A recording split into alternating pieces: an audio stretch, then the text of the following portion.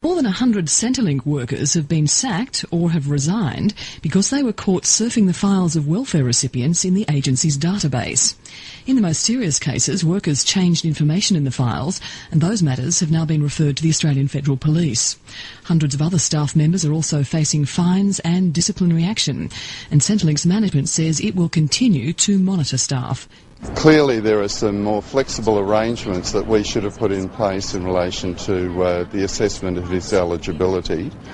We put him through some unnecessary trauma in terms of referring him to a job assessment. That should never have happened. Clearly we put him and his family through some trauma. In a small number of cases, staff members even changed the information within the files. Customers can have confidence that we're on top of things. It's disgraceful. It's absolutely unacceptable for almost 600 Centrelink staff to have accessed customer records without proper cause or authorisation. Minister Hockey must respond by calling in the Privacy Commissioner. An audit report on Centrelink showed 1.5 million Centrelink clients are dead and more than 27,000 had never been born. 33 who died. Customers can have confidence that we're on top of things. One client was born 2 months after he died. Customers can have confidence. 1.46 million clients have a date of death recorded, but their Centrelink file is still alive. Customers can have confidence that we're on top of things. 1.5 million clients are dead. 27,000 have never been born, never ever existed. One client's 132 years old. In other words, the error rate is phenomenal.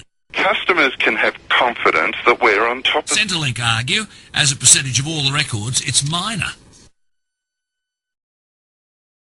I asked Hank Jongen how he would feel if he was asked about his sex life. Well, customers can have confidence that we're on top of things. More than 100 Centrelink workers have been sacked.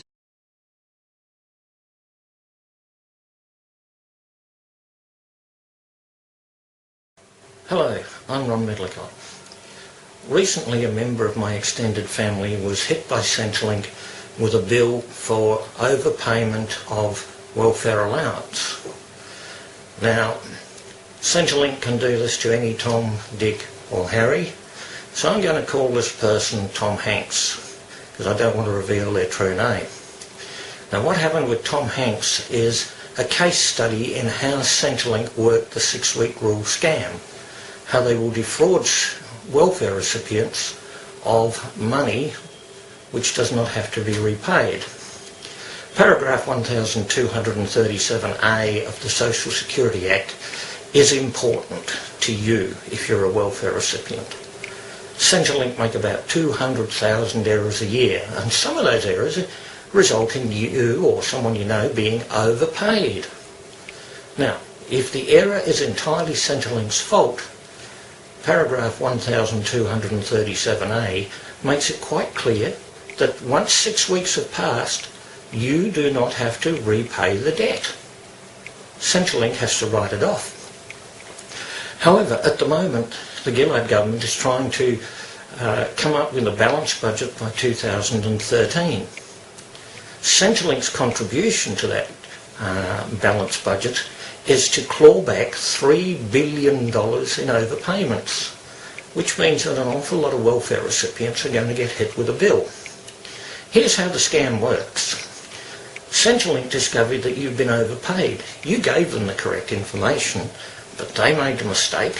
You've been overpaid, but now Centrelink wants this money back. They're dead keen to get it.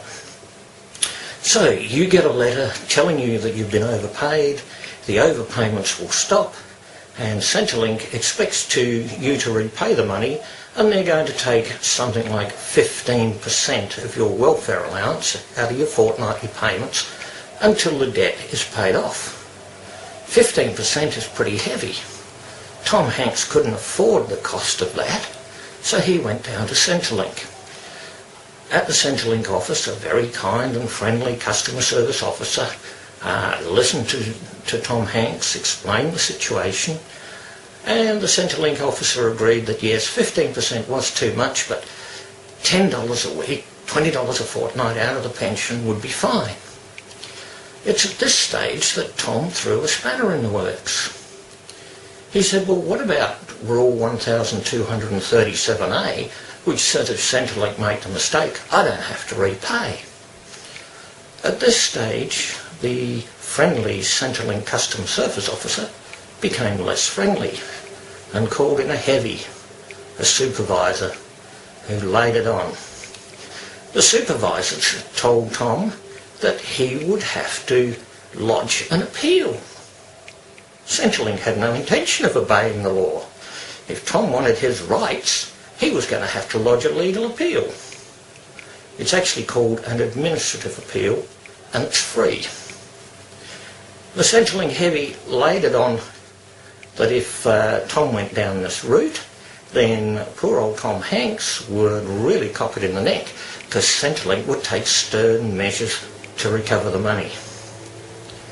Being an old age pensioner, Tom's wife didn't want Tom to go this route and told him to pay the money.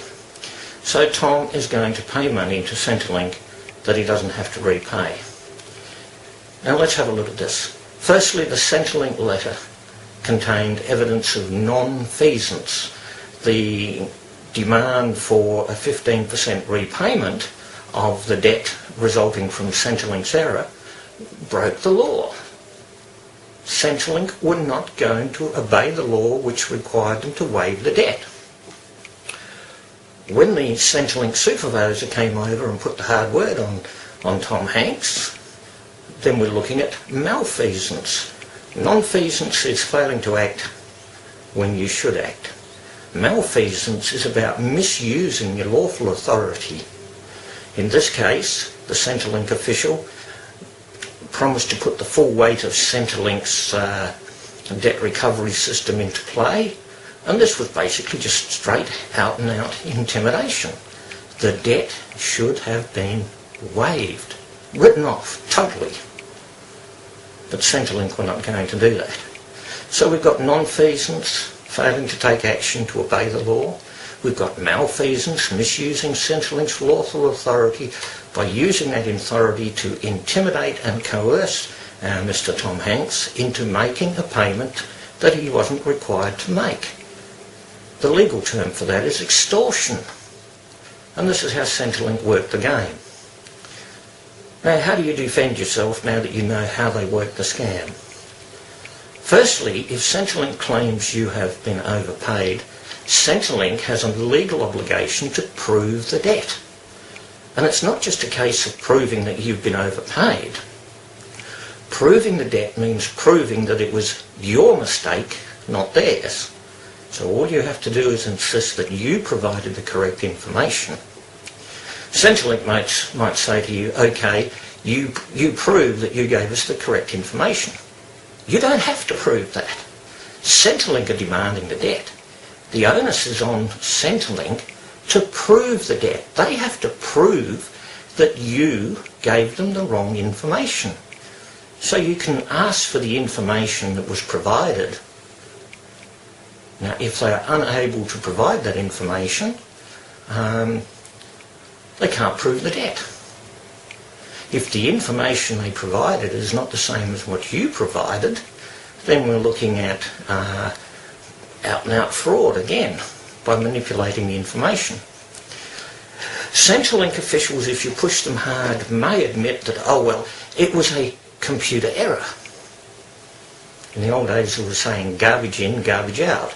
Somebody puts information into a computer which is wrong, and what you get out of it is garbage. More wrong information. That is Centrelink admitting to legal liability. It's a computer error. It's their error. You don't have to repay. Now, if Centrelink still push the point, then you can say, okay, give me the administrative appeal application form, and then you can ask them, how do you spell malfeasance? How do you spell nonfeasance? How do you spell extortion? Because you are quite within your legal rights to incorporate those points in your grounds for complaint against Centrelink when appealing against the Centrelink decision. Lots of other things you can do too. You can also ring up on the Centrelink fraud reporting hotline and report Centrelink for fraud. They're not applying the 6-week rule. So you can actually use Centrelink's system against itself. It's quite likely that if you indicate that you definitely gave them the correct information and you intend to lodge an administrative appeal, then I suspect that you will find Centrelink will become much more cooperative. They will review your case and withdraw the debt in accordance with Rule 1237A. You'll find some more information about Rule 1237A in some of the other videos that I posted on YouTube. I've also put them in a blog site, so if you use Centrelink 6-week rule as the search phrase in the Google search engine, you'll probably be taken to my blog site where you'll find details of the 6-week rule. If all else fails, you can send me an email at breachresearch@gmail.com. There it is. Send me an email and I will actually email you a copy of the 6-week rule. Now, if you happen to know someone else who's been hit with a debt, then either tell them about this video or get them to send me an email and I'll drop them a copy. I hope you find this information useful in dealing with Centrelink.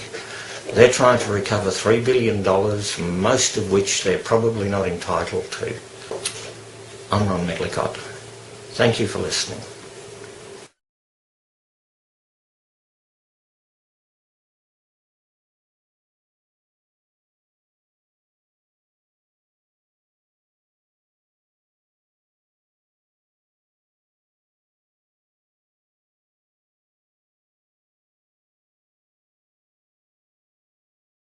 Now, you might know about Area 51, but this is Article 51.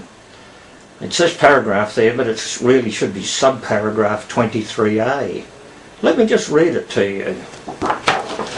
The provision of maternity allowances, widows' pensions, child endowment, unemployment, pharmaceutical, sickness and benefits, medical and dental services, but not so as to authorise any form of civil conscription, benefits to students and family allowances. That bit about civil conscription, which you'll notice in inverted commas there, in brackets, was what Tony Abbott wanted to introduce on the 31st of March this year. He wanted civil conscription, but it's unconstitutional. You have a constitutional right to a welfare benefit. The problem is that the politicians are prepared to bend over backwards and ignore the Constitution to get you off benefits. Breaching is a term which was short for breach of contract. Now here's an interesting thing. Also in the Constitution, paragraph 75. Now this is quite an interesting one. Original jurisdiction of the High Court in all matters in which the Commonwealth or a person suing or being sued on behalf of the Commonwealth is a party. Sued as in breach of contract. What for the last 23 years was known as breaching and which is now called serious compliance failure. If the Department of Employment or Centrelink want to accuse you of breach of contract or serious compliance failure, which means the same thing, it's really a matter for the High Court. It is most definitely not a matter for Centrelink staff sitting at computers pushing keys. You have the right to have that heard in the High Court. So that's another constitutional right which is more honoured in the breach than the observer. So keep these things in mind. If you've been breached, you've been subjected to a reckless act of endangerment. Breaching legislation is unconstitutional. It's a violation of your human rights. A lot of people who work for Centrelink really do care. They're decent people. Some of them put their jobs on the line, their careers on the line. They risk being faced with fines or even going to jail for exposing the Howard government's enforcement of breaching quotas in the financial year between the 1st of July 2000 and the 30th of June 2001 saw 346,078 people breached. That's about 3 per minute. Now that was a blatant rip-off, and if you were one of those people, you've been defrauded of legitimate welfare entitlements. You're entitled to restitution, you are entitled to compound interest, and you're entitled to compensation for any hardship suffered. And I know some people suffered real hardship because the only way they could survive was through survivor sex. Breaching was a humanitarian disaster. It was phased out on the 30th of June 2009, replaced with serious compliance failure penalties. It's another way of saying breaching. It's not really too constitutional either. The trouble is, you and I could not afford a High Court challenge. The only way we're going to get a High Court challenge is when people get together. So there's something I'd like you to do. That's my email address. breachresearch@gmail.com. centrelink.com. If you know somebody who has been breached and suffered extreme hardship, or if you know someone, particularly if you know someone who was breached and then died, doesn't matter whether it was suicide, heart attack, stroke, whether they couldn't afford an asthma puffer and died of an asthma attack, those are breaching triggered deaths. There are lots of other ways people died. People forced out of their homes because they couldn't pay the rent, and picked up diseases on the streets and died from those. As I say, it's 6,000 to 12,000 people. We may never know the true toll. But if we can start putting together collectively the names of people who died after being breached, then we can prove that breaching was a criminal act of reckless endangerment. Once that happens, anyone who's ever been breached has then got a legitimate right to apply for compensation. Now, I haven't been breached. I used to be a job club manager, and I was aware of CES staff who used to engage in breaching competitions. I used to be, for a brief while, a job network recruitment consultant. I worked in a job network agency, and I heard about some of my peers who were signing people up front, taking the $3,000 upfront fee and breaching their clients, so that guess what? They could sign up another client, take another $3,000, and so on. It was a massive rort. Centrelink stopped it with a ban on breaching, but no one who was defrauded of legitimate welfare entitlements was ever refunded. Centrelink would have had to pay massive amounts in compensation, so they kept it secret. If you've been breached, if you know someone who's been breached, then you have been deprived of your constitutional rights, your basic human rights, and you have been recklessly exposed to dangers which no person should be exposed to. I'm Ron Medlicott. Thank you very much for listening.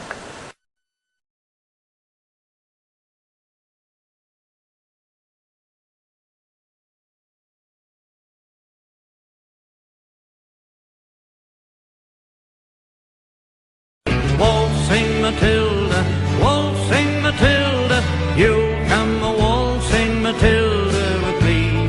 He sang as he watched and waited till his billy boiled. G'day, I'm Ron Medlicott. You know that the Jolly Swagman jumped into the billabong.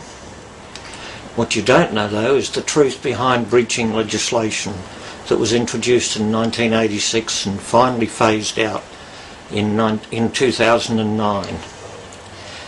During the time that legislation was in place, something like 4 million Aussie battlers were deliberately thrown into the billabong.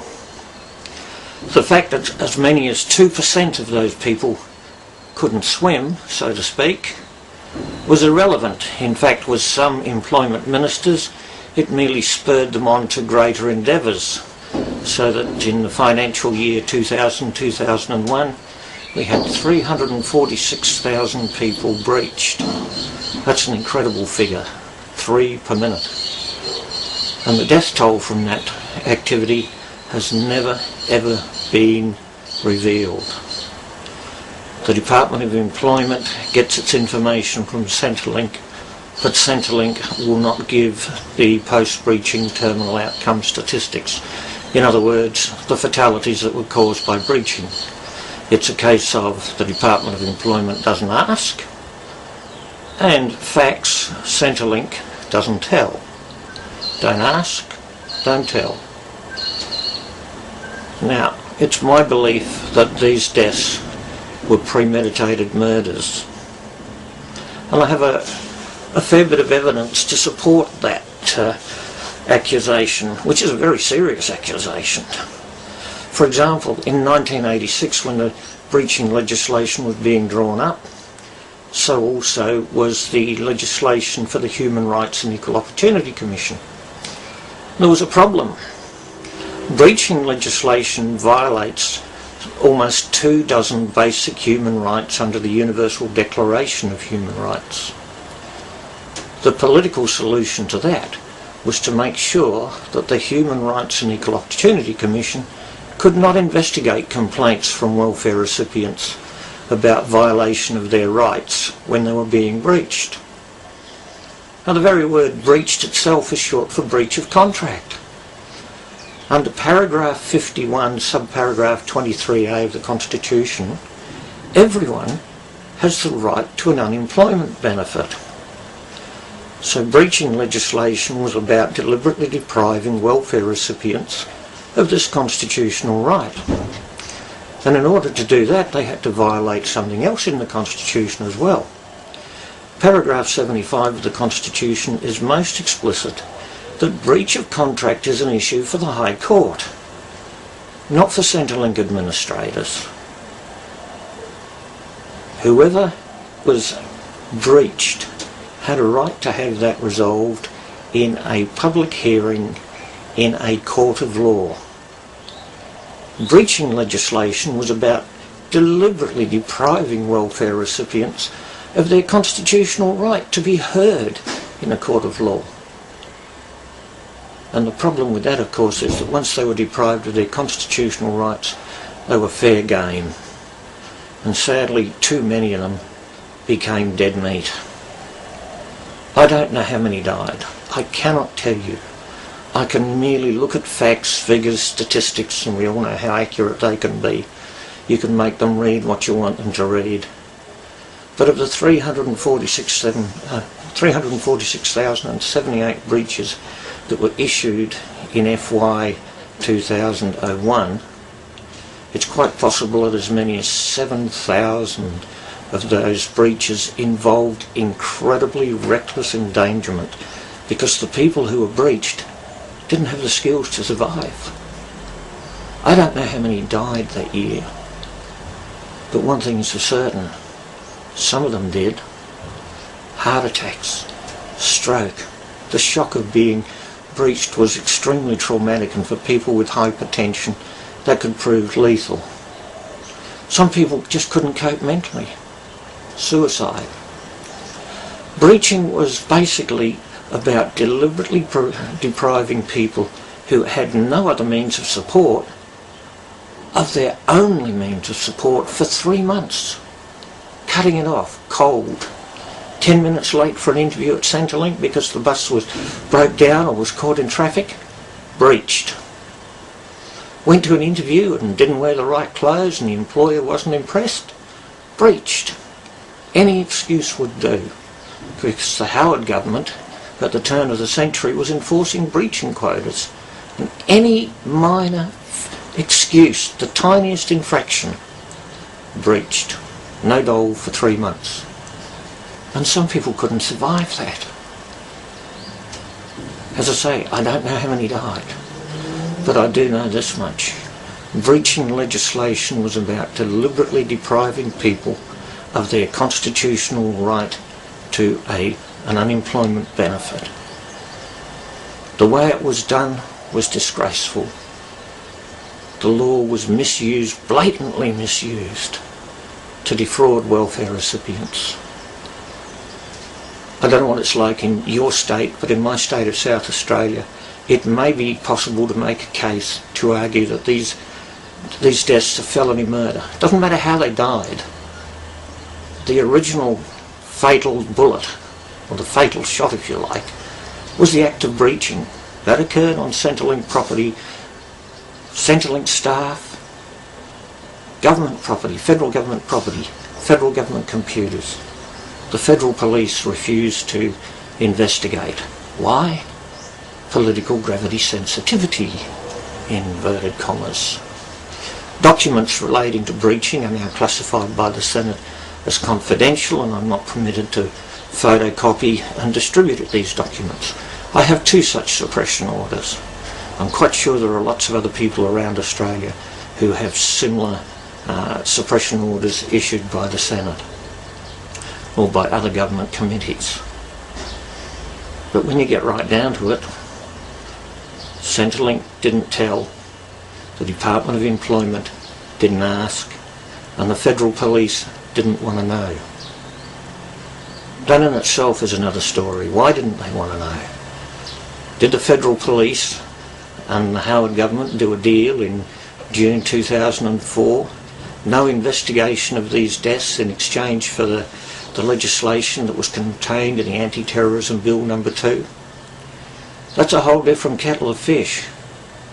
But it's a legal minefield, because if that happens to be true, then prosecutions under that legislation are invalid, because the legislation is the proceeds of crime. What I'm doing at the moment is looking for the Billabong ghosts. It's called habeas corpus, produce the bodies. I want to find people who died after they were breached. There are a number of reasons why I want to find them. One is to make sure that we can get a criminal investigation into these deaths. But secondly, the families of those who've died are entitled to compensation.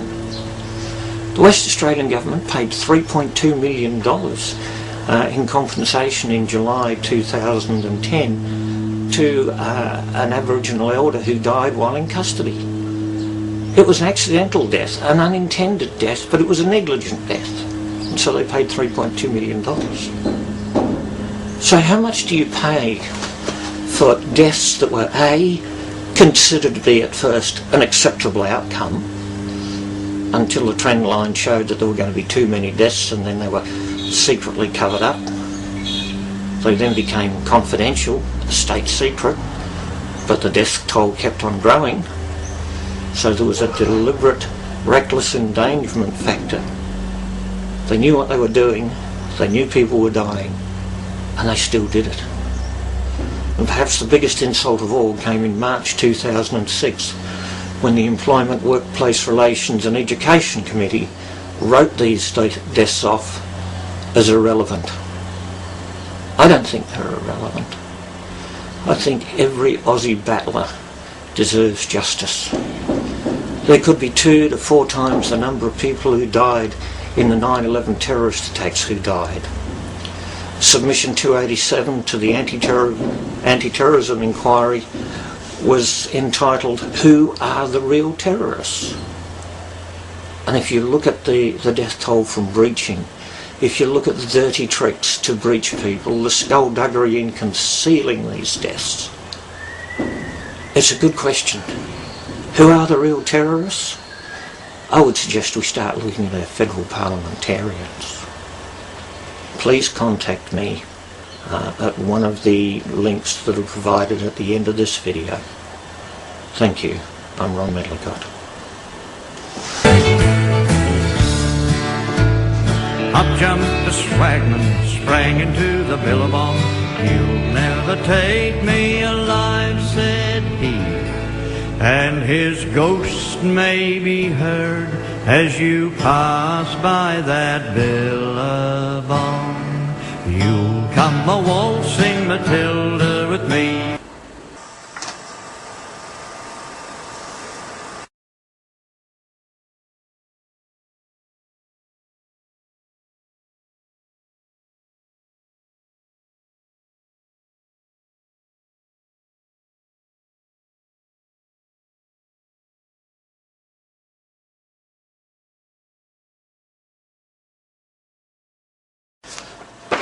But let's come back to the 6-week rule first of all. Now the 6-week rule is very simple. If Centrelink make a mistake in your payments, you might tell them that you have earned $320 a fortnight, and whoever's typing it in types in 230. It's a computer error. Jiggo, garbage in, garbage out. But what it means is that you get extra pay. So you might pick up from Centrelink an extra payment of $50 a week, which is over a year is $2,600. So after a year, your boss gives you a small pay rise. So you notify Centrelink that your new income is $340 a week. And this time it gets typed in correctly, so that they now know how much you're earning and you get the correct payments. A year or two down the track, they discover they've overpaid you, and what does Centrelink do? They send you the bill. Please pay us $2,600. They can get pretty mean and nasty about it. But the simple reality is under the 6-week rule, here's how much you have to pay. Look at the bottom line here. You don't have to pay them anything. It's their mistake. They have to wear it. Your trick is to make sure whenever you give information to Centrelink, you keep a record. Now they make lots of errors every day. They add up to thousands every week and hundreds of thousands every year. And if they say that you have overclaimed, you can ask them to provide copies of the original documents, the photocopies that they took. They may not have them. You can ask them, how many errors did you make in that year? What did your audit show for errors? It's like to be 100,000, 200,000 errors. The onus is on them to prove that you got it wrong, not them. So point out, if they hit you with a bill, the 6-week rule. You only have to pay for the last 6 weeks that you received the overpayment.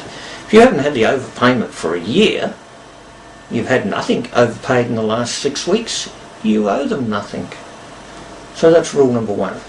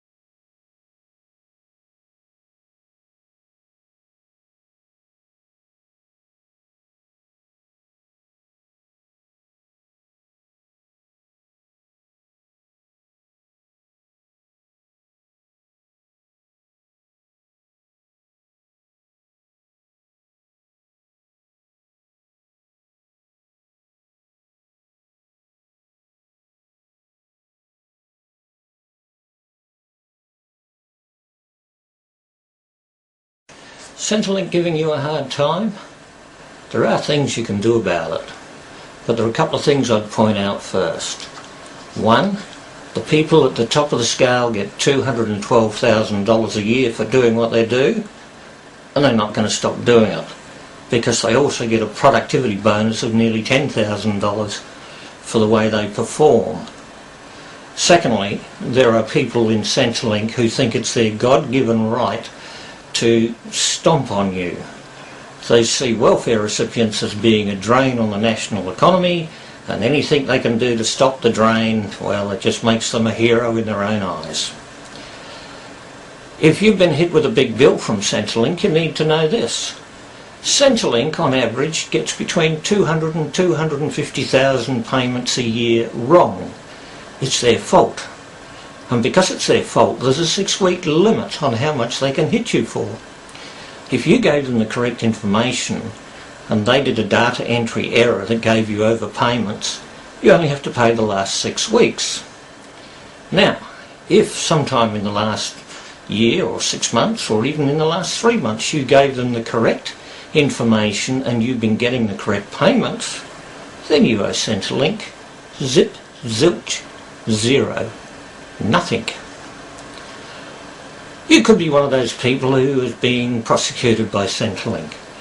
So I would advise you to embed some information into your case that may persuade the Crown Law Office to settle out of court. For example, the Federal Police refused to investigate politicians who wrought.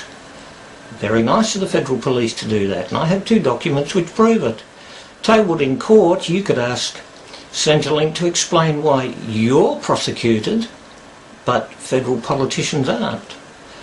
You can also ask, why is it that when job network agencies rorted the system and nearly bankrupted the job network in 1998, Centrelink stopped the rorting not by calling in the police, but by applying a secret moratorium on breaching.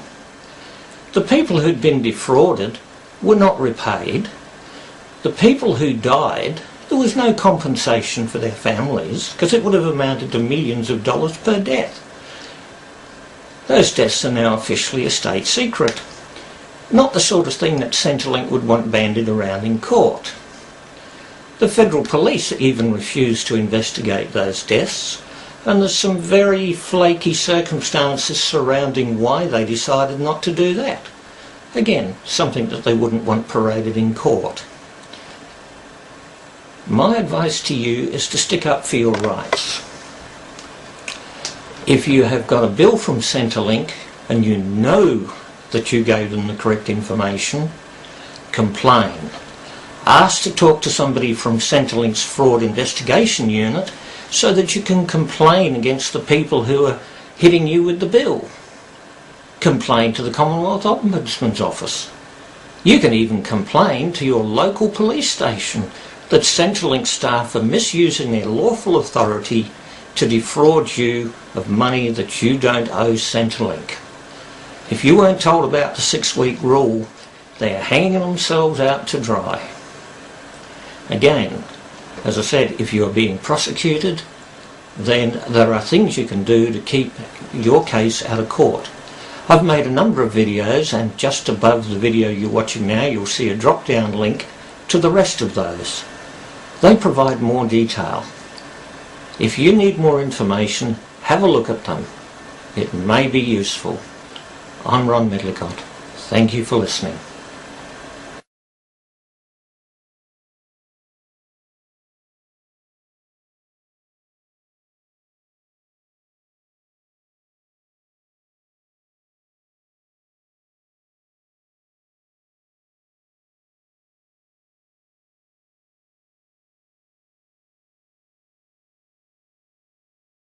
If you're being prosecuted by Centrelink, you need to ask a very crucial question.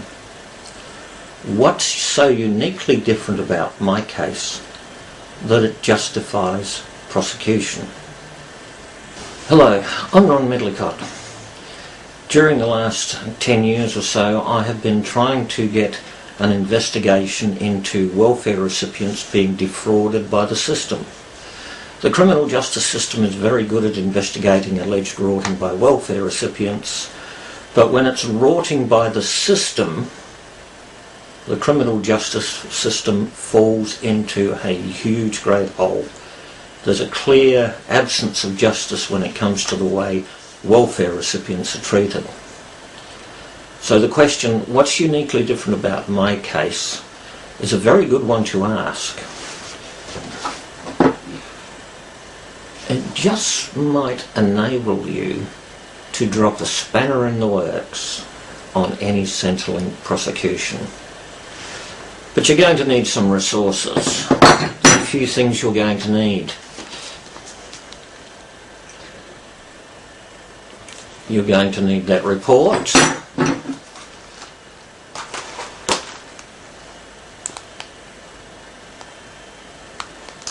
You're going to need every Centrelink report and every Department of Social Security report going back to 1986. Not for what's in there, but for what isn't in there. Centrelink are hiding something. It's a secret that's been hidden for a quarter of a century, and it could be useful in persuading Centrelink to settle out of court.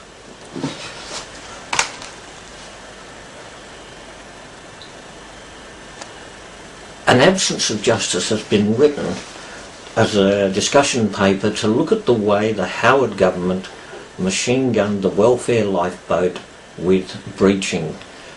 In the financial year 2000-2001, 346,078 breaches were issued at a rate of 3 per minute.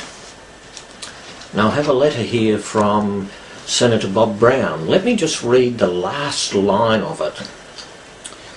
As you've indicated, breaching can lead people to such despair that they take their own lives. Now, if you read the Centrelink reports and the Department of Social Security reports, you'll find no reference to any deaths. In fact, you'll find no reference to the impact of breaching whatsoever.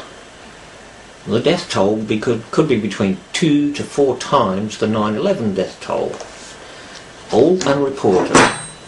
And it's not one of the things that Centrelink would like to have to talk about in court. Why did they conceal these deaths? Why did they pursue the Howard government's policy of breaching quotas? Because this was defrauding welfare recipients of legitimate entitlements, and those that died are the victims of crime, which means in South Australia these crimes could be reclassified as felony murders. Now, I didn't just ask Centrelink about these deaths. I raised the issue of both rorting and the deaths of welfare recipients with the Federal Police in 2004. Travelgate was a rorting incident which involved a member of the federal government, Trish Draper, leaving her children at home with her de facto spouse, taking a young gentleman overseas with her at taxpayers' expense, and claiming on her travel allowance that the young gentleman was her spouse. For nearly 4 years this was kept a secret that John Howard knew about and did nothing about. So I asked the Federal Police, did Trish Draper defraud the Commonwealth by obtaining benefit by deception? Was John Howard an accessory after the fact? And once the secret was out and blown, was John Howard misusing his position to interfere, to obstruct justice, and was he in fact with other ministers involved in a conspiracy to pervert the course of justice? I also asked the Federal Police to look at the breaching quotas and the deaths resulting from this. Now, keeping in mind we're talking about the deaths of people right across Australia, including the ACT, the Federal Police response is interesting. The Federal Police letter is dated 7th July 2004 and it reads, I refer to your numerous letters regarding Travelgate, Centrelink breaching and the children in the water scam as you've identified them. Skip to the third paragraph. Our Operations Monitoring Centre has assessed this matter, taking into account a number of factors including the gravity, sensitivity of the issue, the current investigational workload, available resources and whether any Commonwealth laws have been breached. Each case is assessed and a decision is made whether or not to allocate the required investigative resources. Well, because of the gravity sensitivity, if they investigated, the Prime Minister could go a row as an accessory after the fact to defrauding the Commonwealth. There was the embarrassing little issue of all the people who died from breaching quotas being enforced. They could be felony murder charges. So there was obviously some gravity and sensitivity involved, so the Federal Police decided not to investigate. The Federal Police were more than able to triple the number of officers involved in investigating anonymous phone tips made on Centrelink's fraud reporting hotline. So at the end of the day, the Federal Police didn't have the resources to investigate whether Trish Draper had defrauded the Commonwealth, but they were able to put 10 police officers on the job of hunting down these naughty, nasty welfare recipients who might be ripping off the system. Double standards, yes or no? I'll leave you to work that one out. We'll move on a little bit. 2007, Perksgate. The Auditor-General decided to inform Parliament that he'd found out that 144 of them had ripped off $4.64 million in the run-up to the 2007 election. And he was quite blunt in his report to Parliament in 2009, saying, you better act honestly the way the people who employ you expect you to do so. You'll find it on page 12 of report number 3. Interestingly, the Federal Police were again asked to investigate, and guess what? And this is going to sound very familiar to you. The AFP Operations Coordinate Clients Liaison Team assesses correspondence from the public taking into account a number of factors, including the gravity sensitivity of the issue, the current investigational workload, and whether Commonwealth laws have been breached. Each case is assessed and a decision is made as to the appropriate response. Wow, 144 members of Parliament, that's 56% of Parliament. If they were investigated, charged and prosecuted, it would mean a double dissolution. The Governor-General would have to close Parliament. So guess what happens? No investigation. But meanwhile, 10 federal police are still beavering away, helping Centrelink to catch those naughty welfare rorters. The bottom line is a classic in this one. Further correspondence from you will be recorded by the AFP for future reference. However, no response will be provided. In other words, don't complain to us when welfare recipients rort, we're on the job, and don't complain to us when federal politicians rort because we wouldn't touch it with a 10-foot pole. Go away, Ronald. I asked Centrelink about why they didn't report the deaths of welfare recipients. And here's a response. Letter C10/1866 from Neil Skill, a senior ranking member of Centrelink, dated 18th of May 2010. Paragraph 2 is quite revealing. Centrelink collects compliance data on behalf of the Department of Education, Employment and Workplace Relations. Centrelink does not collect post-breaching terminal outcome statistics and is therefore unable to assist you with your request for this information. This is a classic don't ask, don't tell. Employment ministers like Tony Abbott didn't ask, and human services or welfare ministers like Amanda Van Stone didn't tell. The situation is that the Commonwealth Directorate of Public Prosecutions knew about these things because the Senate has classified them as confidential. I've got 2 suppression orders. Be nice to discuss those in court. Do they represent a conspiracy to pervert the course of justice? The Commonwealth Director of Public Prosecutions knew about it and chose to do nothing about it because they were too busy prosecuting welfare recipients at 10 a day. Okay, if we get all of these documents into court, we're looking at a double dissolution.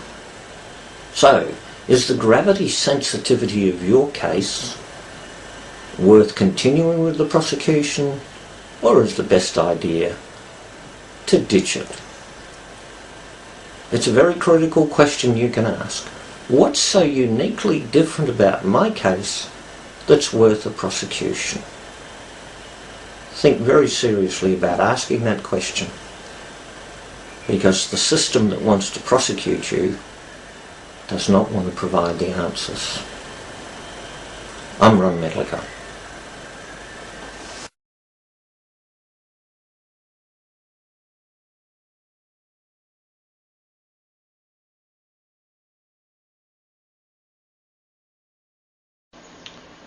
I'm Ron Medlicott. I'm a whistleblower, and I hope you'll find what I have to say interesting, because believe me, it concerns you. One of the problems that I've encountered in my previous career working as a job network recruitment consultant for a short period was the problem of fraud in the system. And I'm not talking about fraud by welfare recipients, I'm talking about fraud by the system. CES staff who engaged in breaching competitions. The prize, a $60 bottle of booze. We helped the Friday night happy hour. Working as a job network recruitment consultant, some of my peers were using breaching legislation to sign up people, get them breached after they'd received the federal government's $3,000 sign-up grant.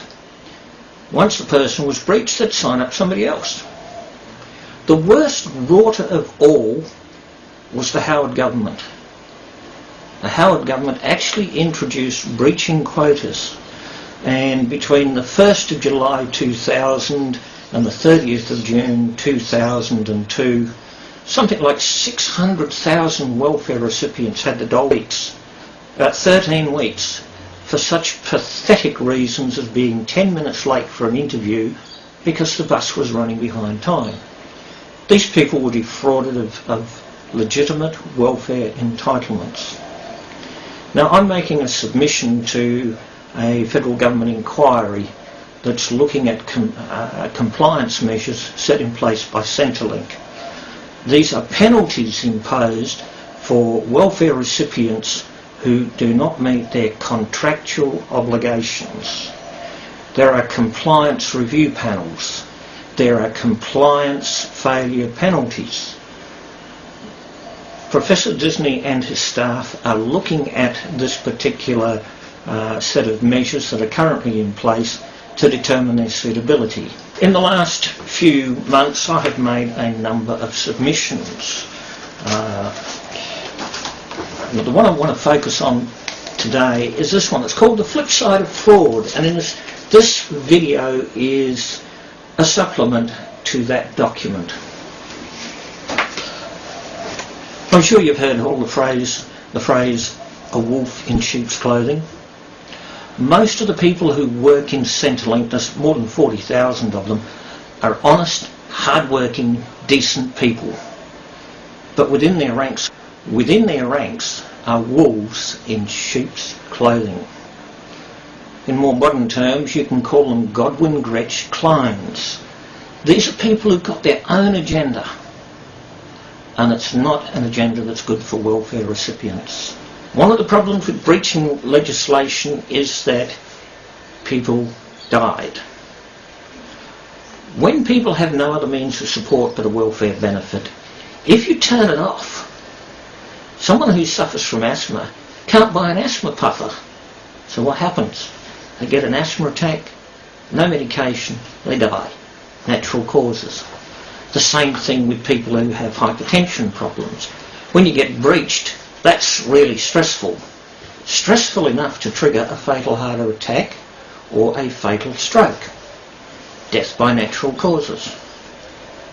A lot of job seekers get very stressed out because they really want a job, and they become highly frustrated when they can't get a job. Suddenly, for some trivial reason totally beyond their control, the dole is turned off for 13 weeks. They can't cope. They commit suicide. These were put down in the computer as a post-breaching terminal outcome. It's a statistic that's never been reported. I have here a whole pile of letters nicely encased in plastic to be preserved for posterity, and it's worth reading them and showing them to you. The first one comes from the Legal and Constitutional Affairs Committee. You won't find a date on it. They're in such a big hurry to get it out that they forgot to date it. Let me read a couple of things from it.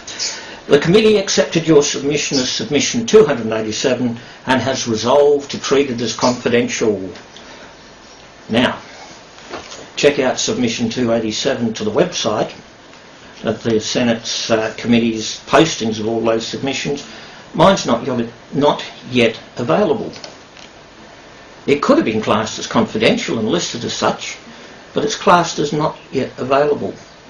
Breaching triggered deaths are a state secret. We're not talking ancient history. Here's another Senate suppression order. This one is dated the 1st of March 2010. We all know Senator Bob Brown. Let me read from this letter. It's dated the 15th of September 2006. I'll read the last line. As you have indicated, breaching can lead people to such despair that they take their own lives. Bob Brown's quite correct. The question is, how many? Not reported. Centrelink. This one is written by the Assistant Secretary, a gentleman named Neil Skill, and this letter is dated the 18th of May 2010. Reading from the second paragraph. Centrelink collects compliance data on behalf of the Department of Education, Employment and Workplace Relations. Centrelink does not collect post-breaching terminal outcome statistics and therefore is unable to assist you with your request for this information. I've been trying to get that information for 7 years. Now you know why it's not available. From Mark Abibb, the current Employment Minister. Very hard to read what the date is because it's quite blurry, but it looks like the 1st of June or the 11th of June 2010. Let me read this to you.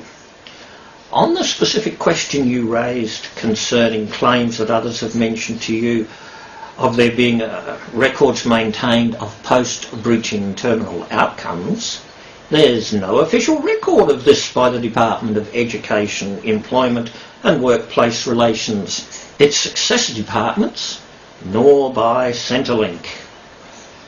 Excuse me. Centrelink does have those statistics. They just make sure they don't pass them on to the Minister of Employment. It's called plausible deniability, which means I won't ask and you don't tell me. Breaching triggered deaths, as Tony Abbott has pointed out in the deaths of 4 ceiling insulation installers, are a crime. At least manslaughter, and in my home state of South Australia they could even be felony murders, which means no statute of limitation. So here's the Australian Federal Police approach, or their viewpoint on the matter. I would make the point that this letter is classified confidential and I'm not allowed to give out copies of it. But it's dated the 7th of July 2004, and here's what the Federal Police thought of welfare recipients who died as a result of being breached, possibly defrauded through breaching quotas. Our Operations Monitoring Centre has assessed this matter, taking into account a number of factors including the gravity/sensitivity of the matters, the current investigational workload, available resources, and whether any Commonwealth laws have been breached. Nice choice of word there. Well, they didn't want to investigate. They could send 10 police officers to Centrelink to help investigate routers, but it was quite apparent that, gravity sensitivity, there's not enough sensitivity with the deaths of welfare recipients to worry about investigating them. I wonder, if you're a welfare recipient, what do you think about that? Thank you for listening. I'm Ron Medlicott.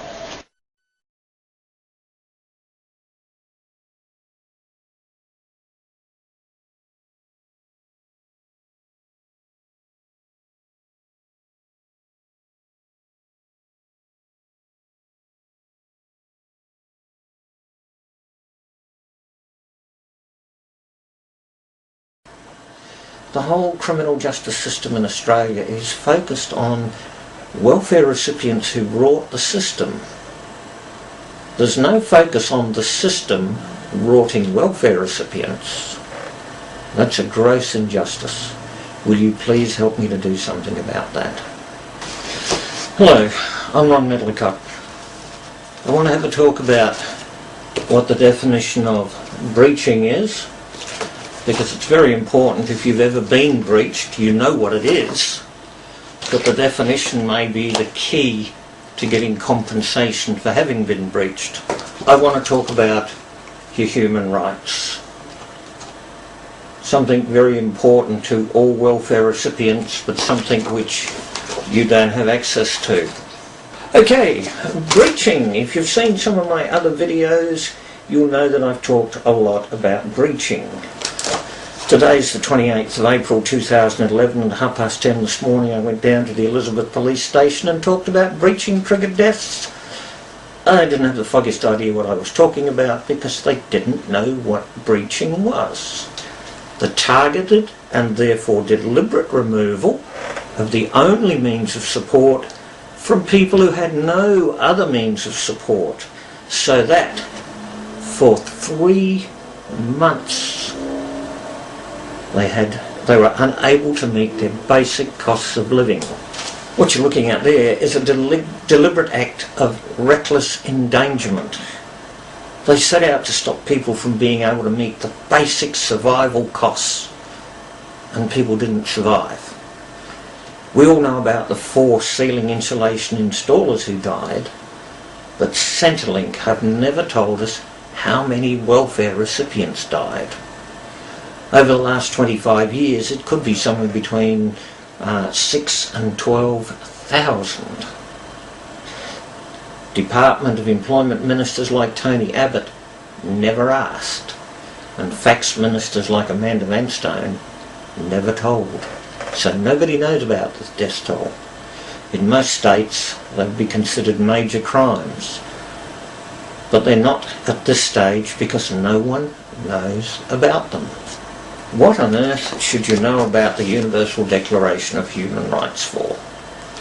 Very simple. If you were ever breached or you've been hit with compliance failure penalties, then your human rights have been violated.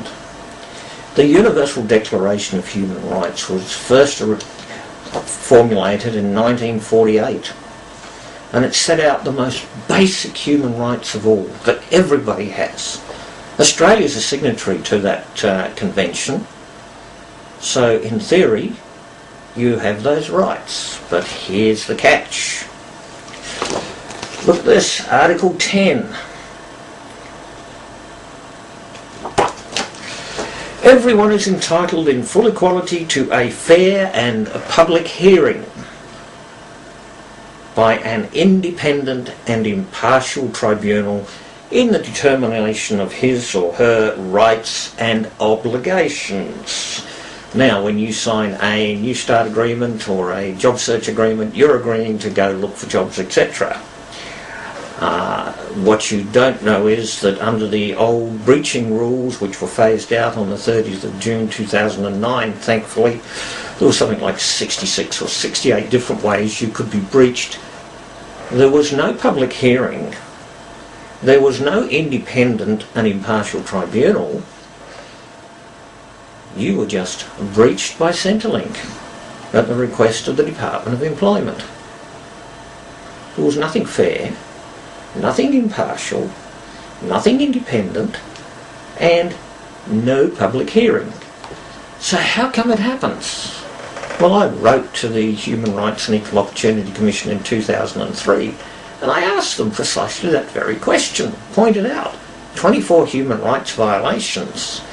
Now, I'm going to show you their response, and it's a bit of bureaucratic gobbledygook, so I'll explain it in a moment. For your information, the UDHR is not one of the instruments that has been scheduled to or declared under the Human Rights and Equal Opportunity Commission Act 1986. The UDHR is a declaration by states parties of their commitment to universal human rights. Therefore, under the Human Rights and Equal Opportunity Commission Act 1986, I am unable to inquire into the allegations that articles of the UDHR have been breached. UDHR, of course, is the Universal Declaration of Human Rights. Now, what's all this gobbledygook saying? In 1986, breaching legislation was drawn up. It would have violated your human rights. The Human Rights and Equal Opportunity Commission would have cancelled the breaching penalty. Something had to be done. So the Australian Human Rights and Equal Opportunity Commission legislation was nobbled. Australia is probably the only country in the world where the Universal Declaration of Human Rights is one of the things that you cannot lodge a complaint under to the Human Rights Commission. It's crazy. But that's how sneaky, low-down and desperate politicians were in federal parliament to deprive welfare recipients of that legitimate right to a welfare benefit. Talk about scumbags. This is plain disgusting. It means that the deaths that occurred from breaching were premeditated. They planned on deliberately depriving welfare recipients of legitimate welfare entitlements. And they didn't give a stuff about the consequences. A reckless endangerment of human life that results in the death of a person is a major crime. If you live in Queensland, it's an unlawful killing. If you happen to live in Victoria, it's probably manslaughter due to criminal negligence. And if you live in my home state of South Australia, we're probably talking about felony murder. And that's a crime that doesn't have any statute of limitations. Now, they were planning this in 1986, and they deliberately nobbled the Human Rights and Equal Opportunity Commission just so that welfare recipients couldn't complain to the Commission when they were breached. 24 human rights. Down the drain. Now, my suggestion is to do something. That's my email address, breachresearch@gmail.com. If you know somebody who's died after being breached, or if you know somebody who's suffered from pretty horrific things, kicked out of their home because they couldn't pay the rent, couldn't buy medicine, had to resort to things like survivor sex, that's another way of saying prostitution, then drop me a line, will you? I want to take up the issue of breaching triggered fatalities with every police force in the country. They were premeditated murders. That's a gross injustice. Will you please help me to do something about that?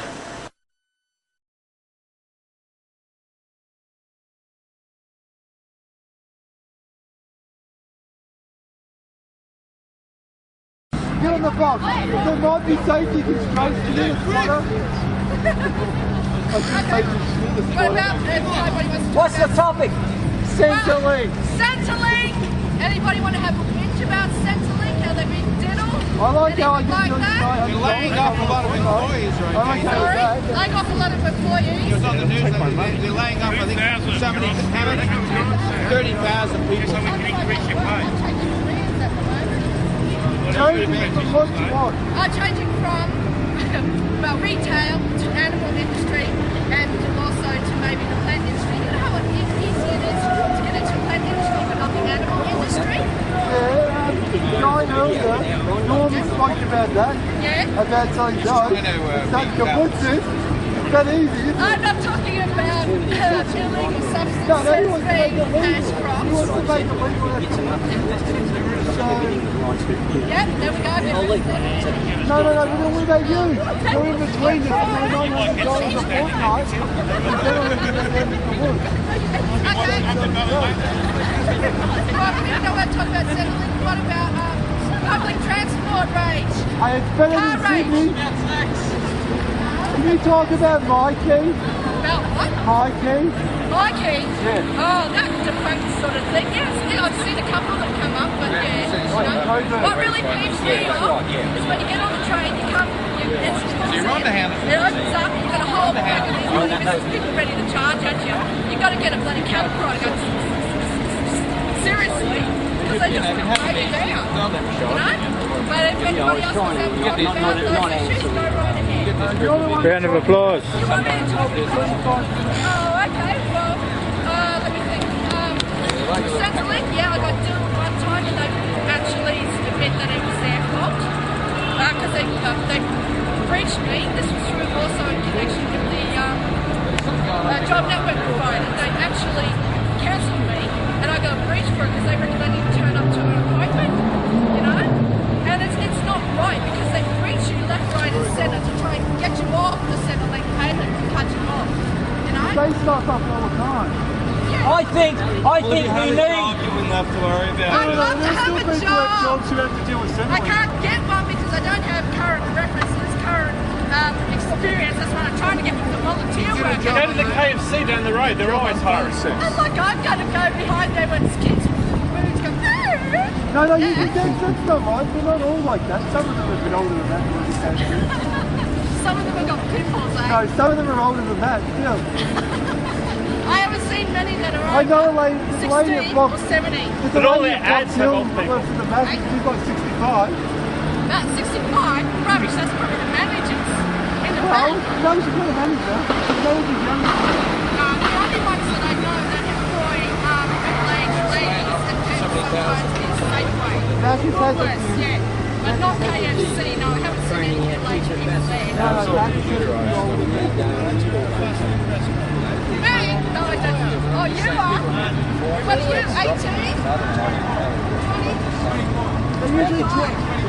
21! Oh, sorry, I can't hear you very well. I would have loved it 2 years ago. Any single job in a fast food restaurant, you get a good preference over any teenager. Because teenagers don't stick in the job. They look for people your age, in their 30s, 40s, 50s, to stay, because if they apply and they stay for months or years in the same job, 16, 17-year-olds don't, so you can bring them along and say that. No, but in Subway, McDonald's, KFC, Happy Jacks, you manage to get an interview and you get the job, they'll take you on, they should be there for longer than... no,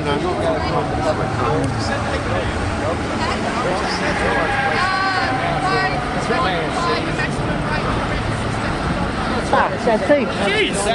270 a week, just stay on that. I got the transfer state government section. I just went through it all. Railways, all the Dave, for some reason. it's a good call out getting some new blood. Yeah, that's right. Yeah, no wrong too. Big one video. Is that what he said? It's a classic. What is that? That was actually bad. That's a classic, man. It's a good call out. Thank you for your suggestions anyway. At least you capture what's his name Anybody else want to A little bit of oh no, I didn't do that. I saw a bit of his parody, but Okay, bye, Witch. Thank you. good talk. Anyway, How about a round of applause, Dave? Get back on, Dave. Okay, my name is Zina San. This is my mother-in-law. I look after her. She comes every year, and she's got very heaps of illness. Okay, she had a few problems.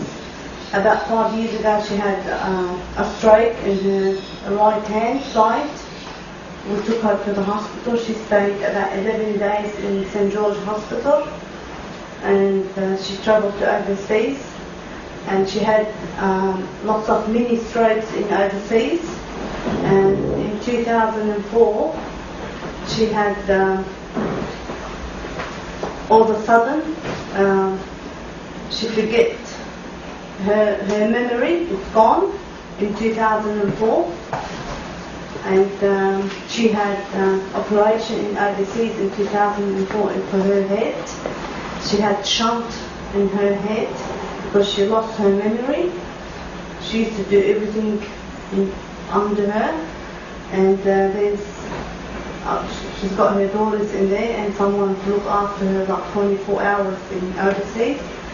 And every year she has to come in because of the pension, and it's very difficult for her to come through the claim, but she needs the money. But I ran a few times Centrelink, and they told me she's under the rules. She has to come every year, but she comes on wheelchair, and I can't look after her 24 hours because I work. Someone has to be with her like 24 hours. I've got my daughter, she goes to school, and she can't look after her too. And I went to the shop this morning, like running for 15 minutes, she did it in her pants. She couldn't control herself, even to the toilet. There's no way to go by herself to the toilet. Yeah, all her doctors, she's got 3 doctors to look after her there, specialists. One for her head, the one who did the operation for her head, because and one for her heart, and one of them for the diabetes doctor. And the head doctor, he told her she has to stay in overseas because every time, sometimes her head, the chunk, the one they put in her head, sometimes fill her head full of water, and he has to do the chunk in Lebanon. So he has to control over her in Lebanon all the time. And even the weather, it's a lot better for her in there, and there's no one to look after her. Like I can look after her for a few hours because of school, holidays. Otherwise, I have to go back to work. I can't look after her. Even the traveling, she can't travel. As you see now, she's got a problem in her right hand side.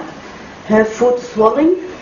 Okay, her eyes is gone, and she can't get up by herself to the toilet.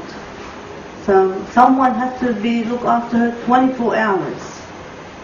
She's got her family, she's got her daughters in there. They hire a woman 24 hours, she sleeps in their house, okay? The son's helped to pay for the lady to help her 24 hours in there, in Beirut. Yeah. Or you.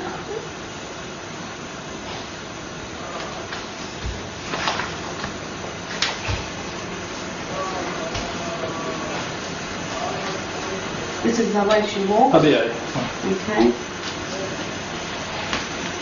Only to the bathroom, and from the bathroom to the lounge room, and she sits there for 24 hours. That's it.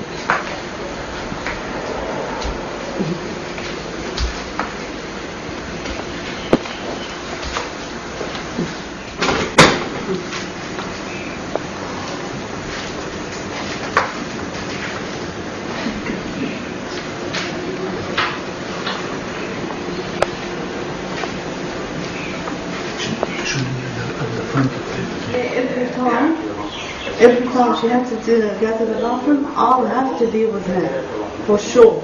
So I just want to take her to the toilet now.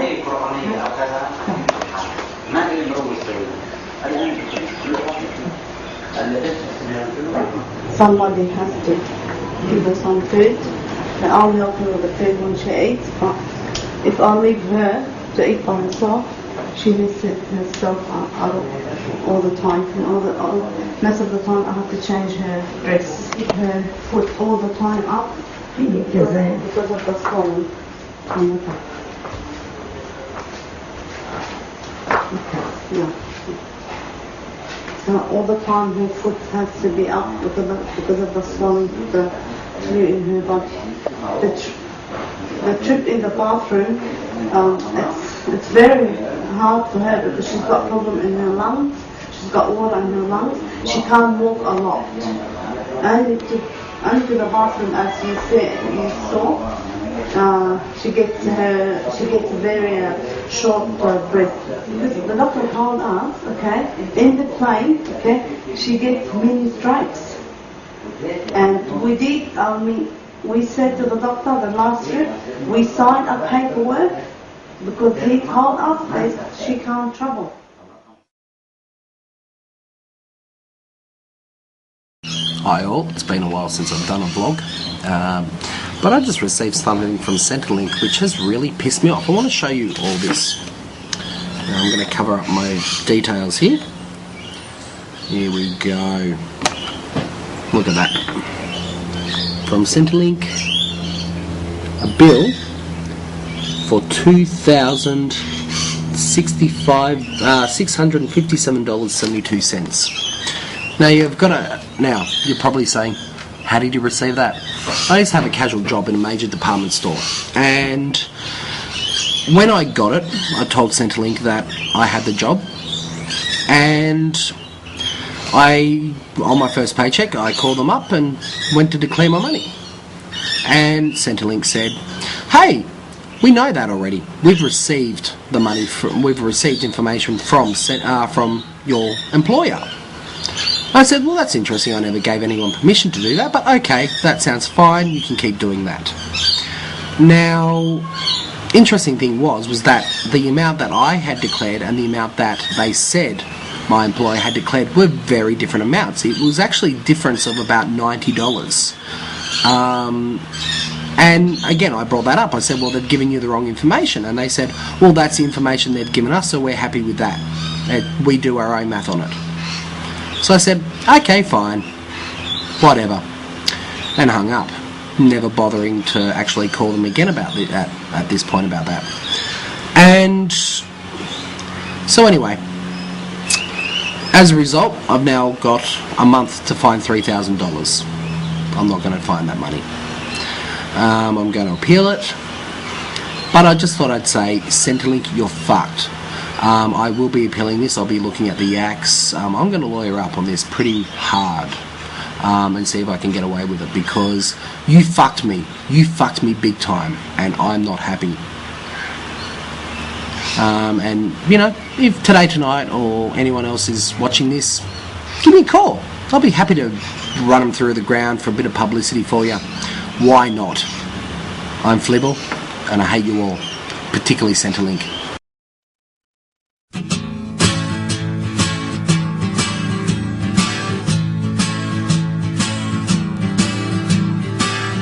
Most people I know think that I'm crazy, and I know at times I act a little hasty, but if that's my way, and you should know it, then in every way help me to show it.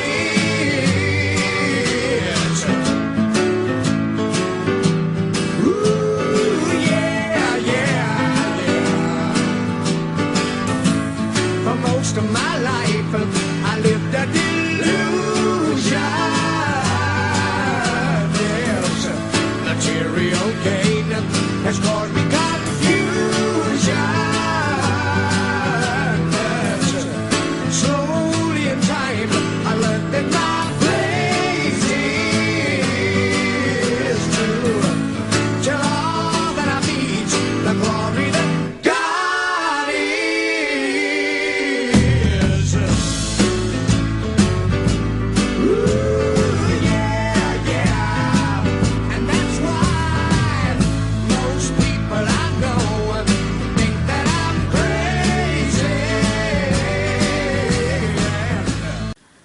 Hey, I'm just doing a quick video because I just made one before, but for some reason it says too long to publish.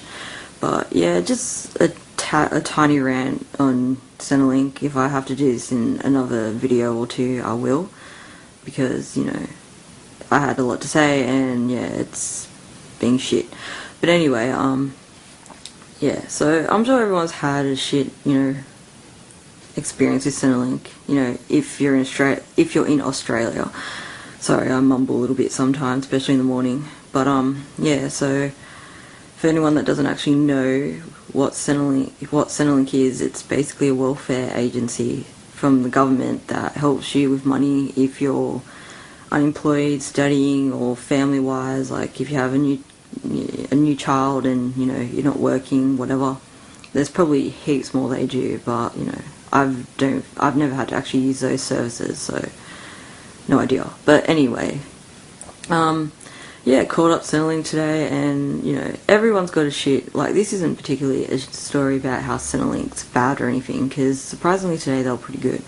Because all I had to do was call up and renew my Centrelink detail on studying, because for some reason the HSC at the end of the year, they send you a letter saying that they think your course is ending, and if it's not, to call them and let them know if you're going to continue studying, or if, you know, you are finished but you're intending on studying but you don't know what yet, or whatever.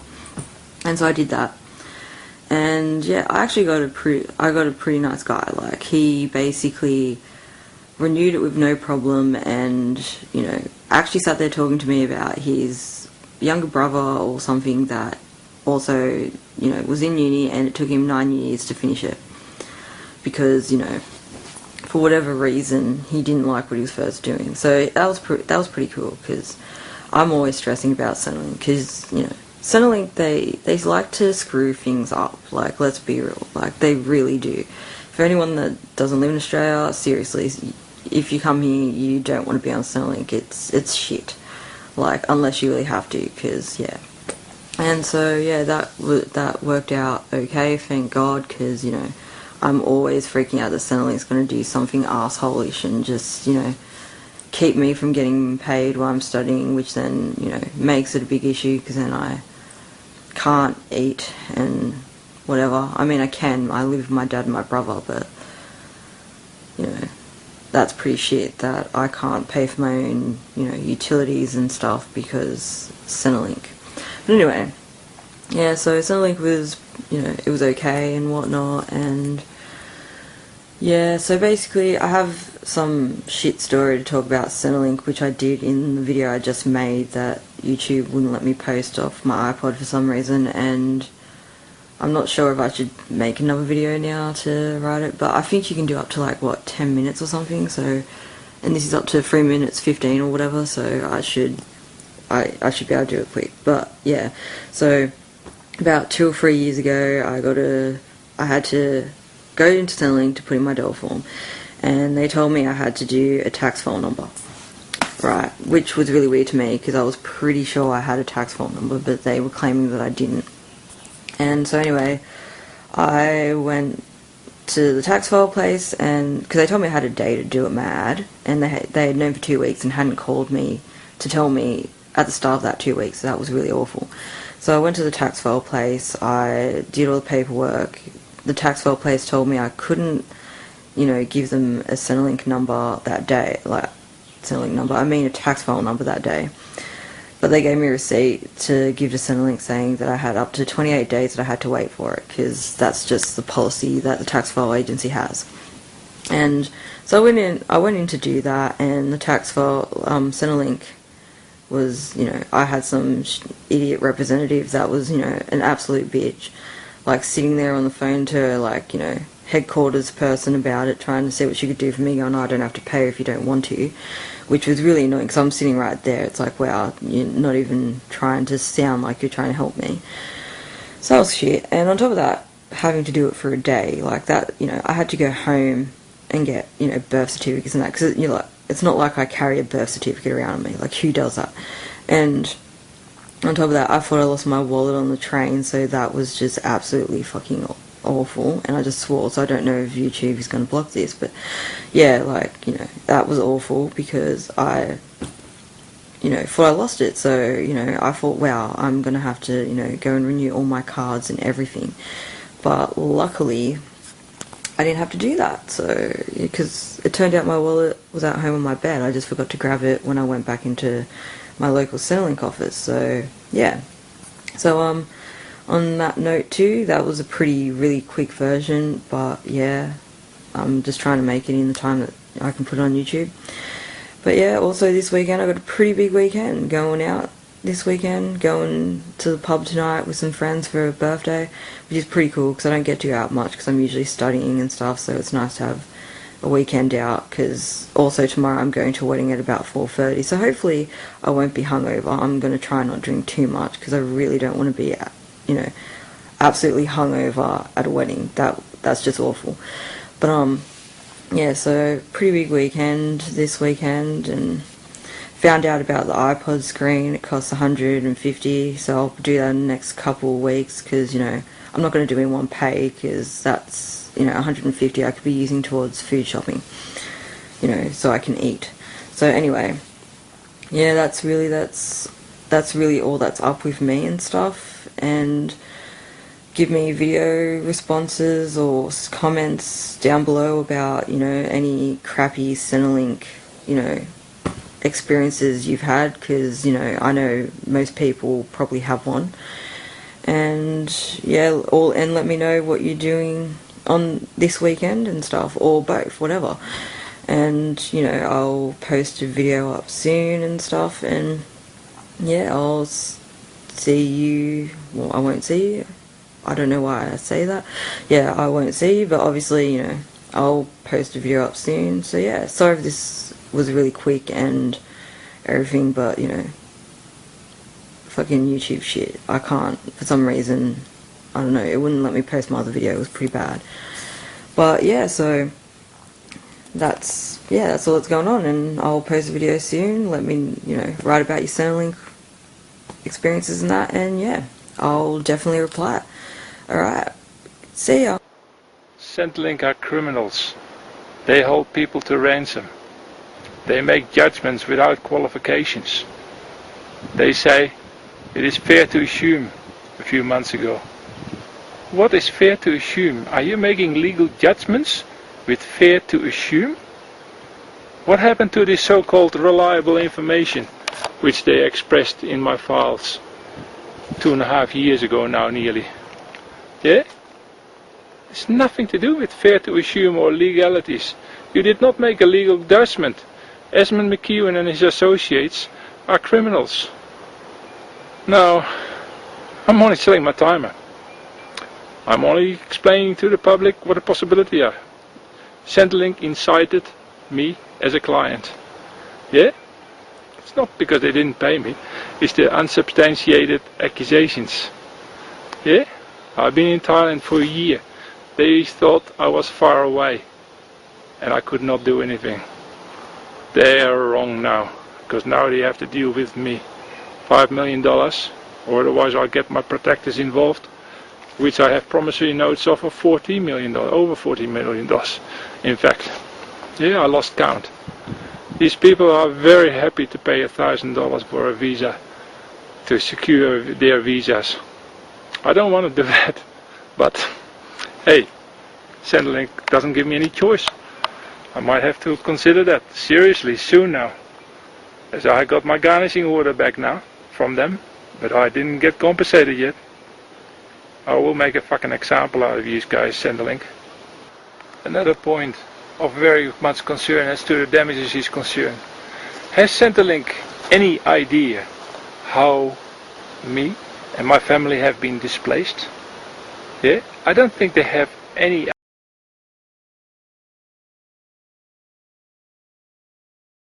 Australians believe strongly in the concept of a fair go, but that is not happening for this young mum. Already fighting for her life, she's had to take on another battle against the government agency that's supposed to be helping her. And the doctor came in and told me there's a big tumour in your chest. We think it's cancer.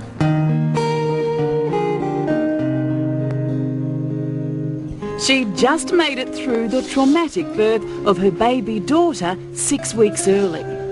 Just looking at that little girl in the intensive care unit and not knowing how long I had with her or how I was going to look after her, and yeah, it was really difficult. 1 minute Belinda Rings was a brand new mum. The next, she was riddled with cancer. They're all up my neck, and I had a tumour in my chest the size of a cricket ball. Little Emma is now 8 months old.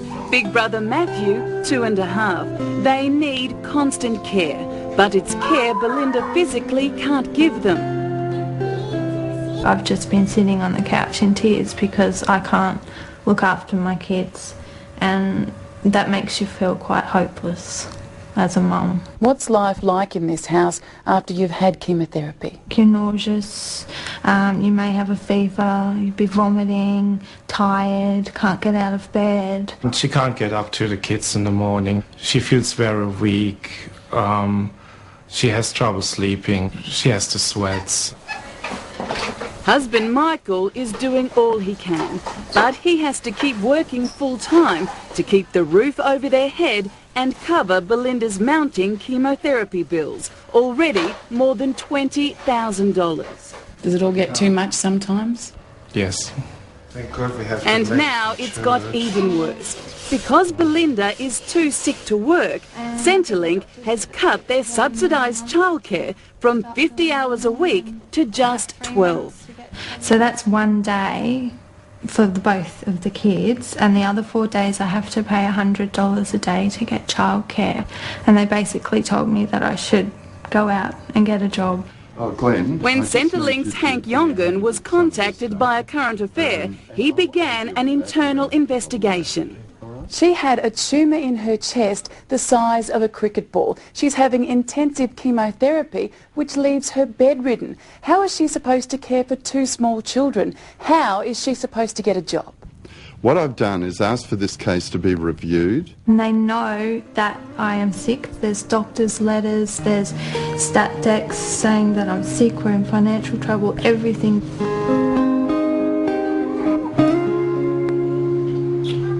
I'm being punished because I have cancer. I'm extremely sympathetic to the situation this family finds itself in. I applied for special assistance for extreme circumstance.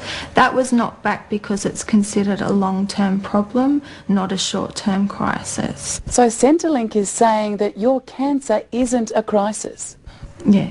The problem we have is that we didn't recognise Belinda's situation. How can you tell a young woman who's battling cancer that this isn't a crisis?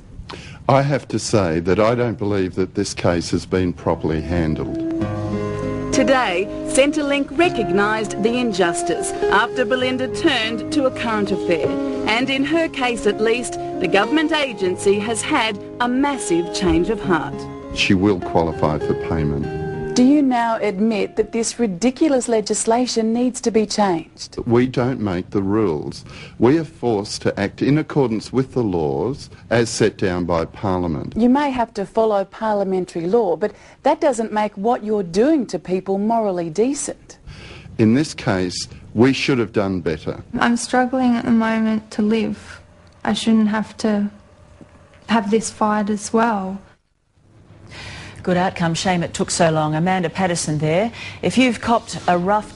Banks will be required to give the government the private account details of customers under an unprecedented crackdown on welfare fraud. From July 1, Centrelink will obtain account balances, regular payments and addresses of more than 41,000 suspected welfare cheats. Banks will provide the information through a new encrypted electronic file system.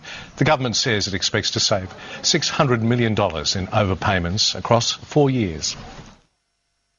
It signals to Australian taxpayers that we're serious about ensuring that their taxes are well spent and that those who receive the benefits do the right thing. Tuesday night's budget provided $138 million for a new data matching computer system with the 4 big banks. Civil libertarians are outraged and are accusing the government of Big Brother-style spying.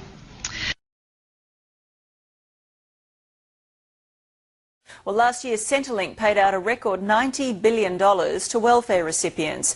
Now, concerned at how the money is being spent, Canberra has come up with a highly controversial scheme to police it, meaning things like gambling and grog will be banned. It makes me very angry. People have got no idea, and when they find out, people that believe me, they'll be screaming in the streets. It takes a step back in democracy and takes a step towards dictatorship. And we want to stop it. We've got to stop it. It's the controversial proposal set to shake up the welfare system. People simply don't believe it. They think it's some poor April Fool's joke. If you receive a Centrelink benefit, watch out. The government could soon be controlling what you spend your money on. Can you understand why many people might be angry at this being forced upon them? We are doing it in the interests of children. That's fundamentally what this is about. It's called income management, and tonight we reveal the Australian suburbs being targeted and those who could possibly be affected. The unemployed, single parents, those on disability support, even pensioners could have a part of their welfare payments controlled by the government. Everybody out there can be on Centrelink income management. Bankstown in Sydney's southwest is a working class neighbourhood.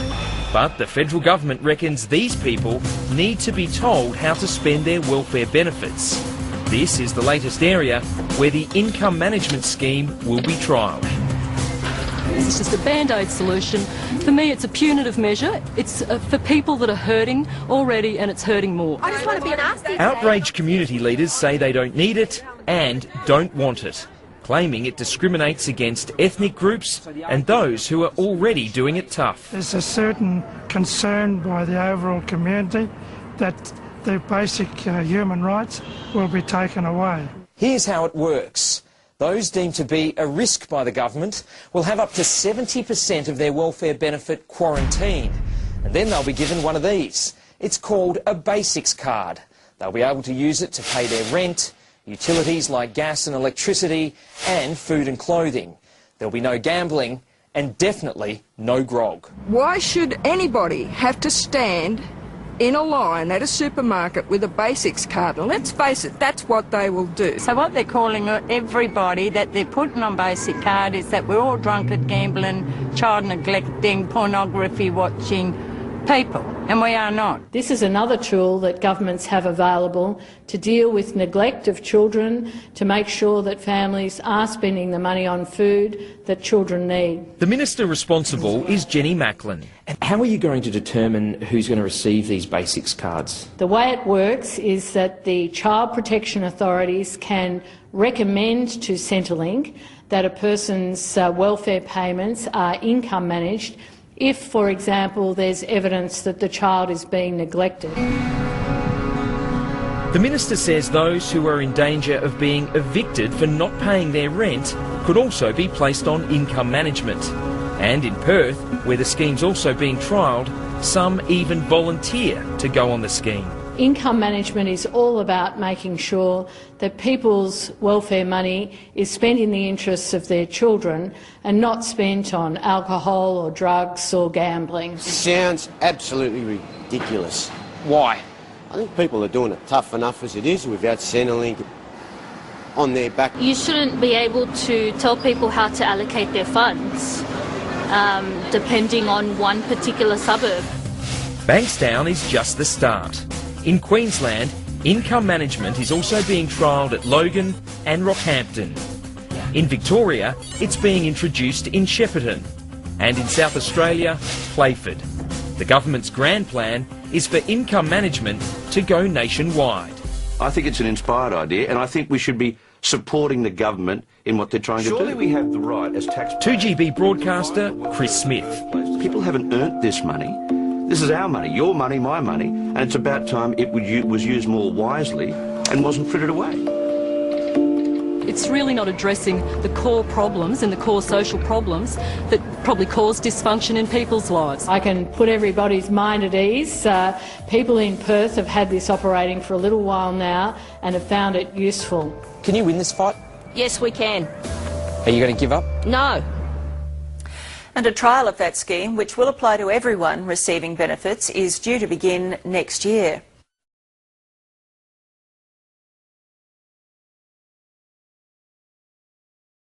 Convicted paedophile Dennis Ferguson has been reunited with a former associate with the help of Centrelink.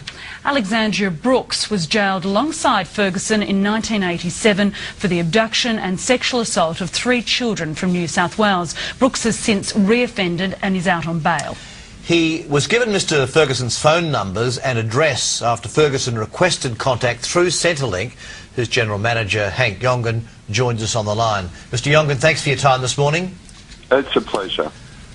A lot of people are quite surprised and annoyed that this has happened. In fact, some probably outraged. How could it happen? Look, I'm as shocked by this as anybody. Clearly, our processes were inadequate in this case. Can I just make it clear that I regard this as a complete misuse of what is a really valuable service that's helped thousands of families in the past?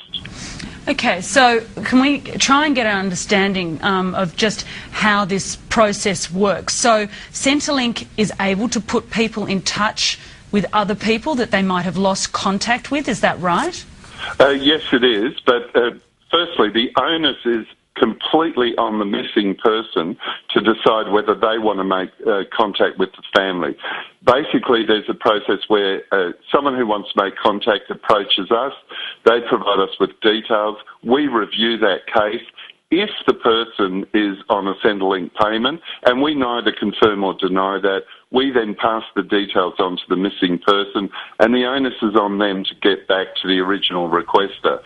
But clearly in this case, the right connections were not made. And from our point of view, This is a misuse of the system. We're determined to ensure it never happens again. In fact, we've suspended the program pending a full inquiry and review of our procedures. I guess what people would like to know is that when the person was sitting opposite Dennis Ferguson and this request was made by Ferguson to get in contact with Brooks, isn't there something on the computer system that tells the person on the other side of the desk about who they are dealing with? Well, look, the first thing I have to say, of course, is that this occurred some time ago when Ferguson's name was not up there, you know, with the profile that he currently has. But doesn't something flash on the computer to tell this person? Were inadequate. Doesn't something flash on the computer, say a flag, a warning, anything on the computer to reveal the nature of the person that they are dealing with, that they are a convicted pedophile? Well, it does appear that in this case we overlooked that or we didn't pick it up.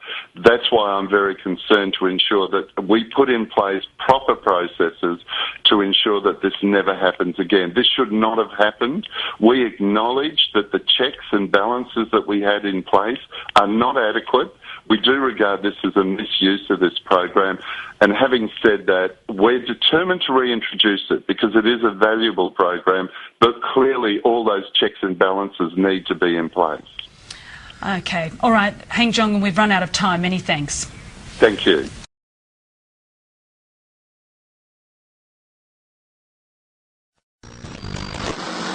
The government's firstly saying to unemployed people, give us something back. If we give you a dole pittance, you've got to give us something back.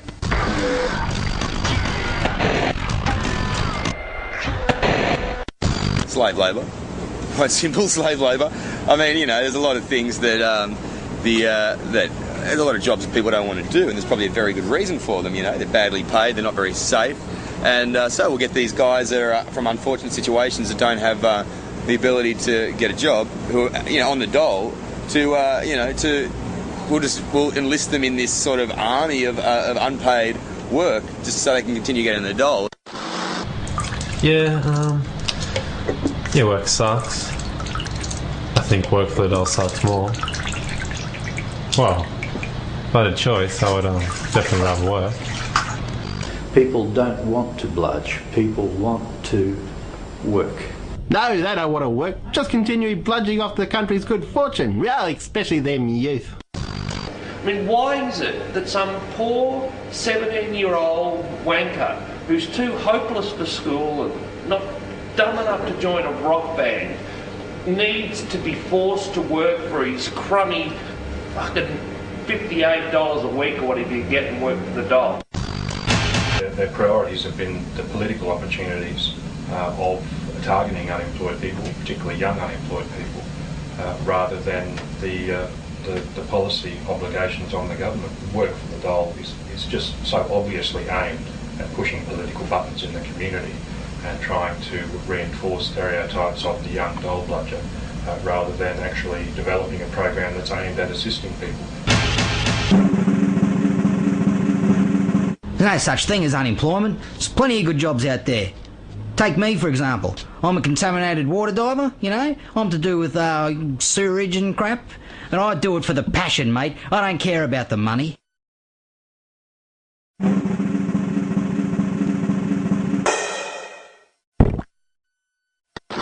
The concept of welfare cheats is generally a government construct. The number of people that actually cheat is very, very small.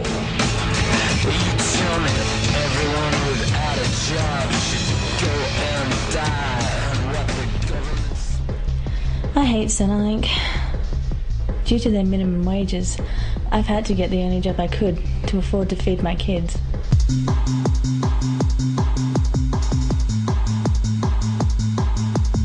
Standing in Centrelink queues, everyone gives it a lot of rubbish, but that is a great pastime of mine. I mean, it's a great place to pick up. If you can meet a chick at Centrelink, you know she's a top shiller, and you know she can support you well because she's getting paid, and the more kids the better. Yeah, exactly. Gosh, now there's two stand-up Australians. Oh, I like their attitude. Australia needs spirit like that. Like the Australian cricket team. Ugh, if anyone has a better solution to unemployment, well, gosh, I'd like to hear it.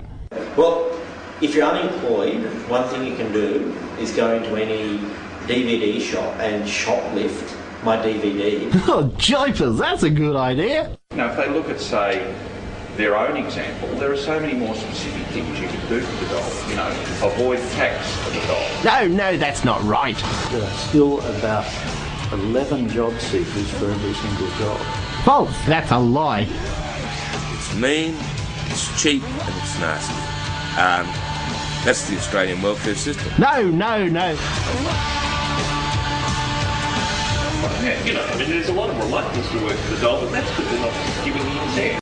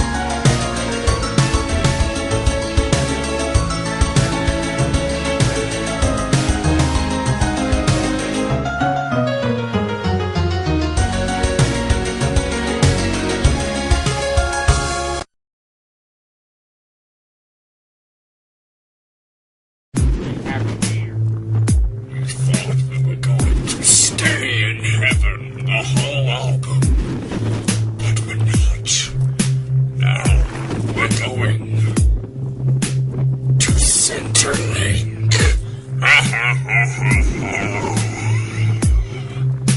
Do you have your doll form, little boy? Yes. Good. Now give it to me. I'm sorry, but we can't process this. Please ring our office during the normal business hours, and we may book you an appointment.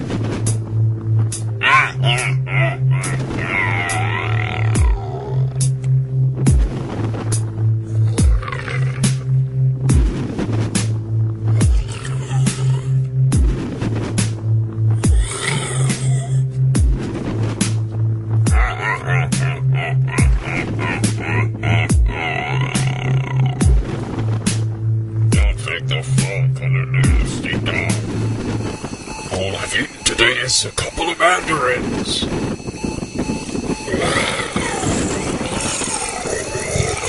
I'm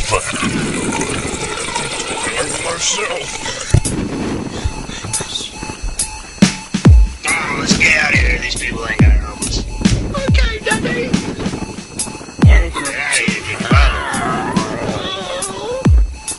Daddy, what am I gonna do about my downfall? Hey, look, there's Simon. What are you doing here? My boss is changed. There are twisties. I got more twisties. Don't eat your crayon. Dinner twisties, the crayon. I've drawn a picture with my twisties. Yes, I stole a bottle of Coke. Walkie talkie. What are we doing at what are Minda's doing at Centrelink? Dolphin. Gandalf. Funny!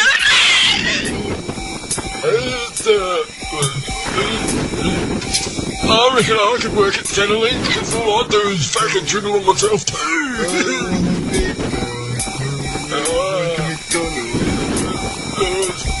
have twisties at McDonald's? Those people aren't working in Centrelink. We're staying here for hours. They should have a playground. I'm pretending I work at Centrelink. I don't care what your problems are, I get paid anyway. Dolphin, Gandolphin. Stop criticizing Centrelink and get out of here. Yeah, it's gonna blow. I wired it to blow up in like 10 seconds. Don't put them down. Don't put them down, just blow them up. Don't put them down, just blow them up. It's a Centrelink to blow. Go on here. Get out of here. Stop talking.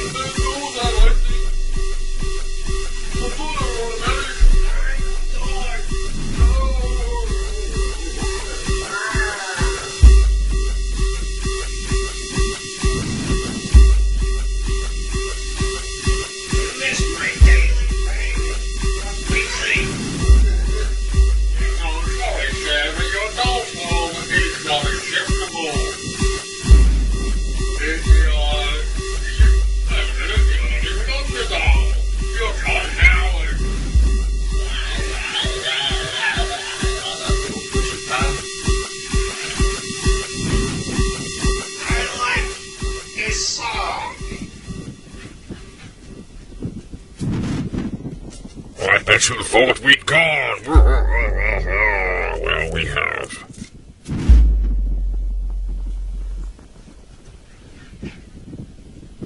And Gandalf the wizard is surrounded by blue shit. And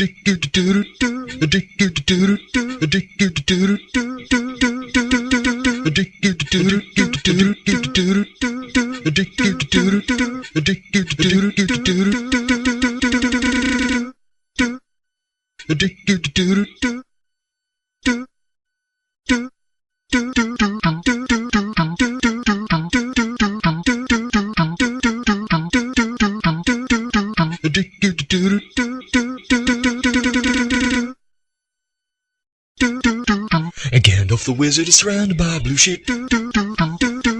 And Gandalf the wizard is surrounded by blue shit.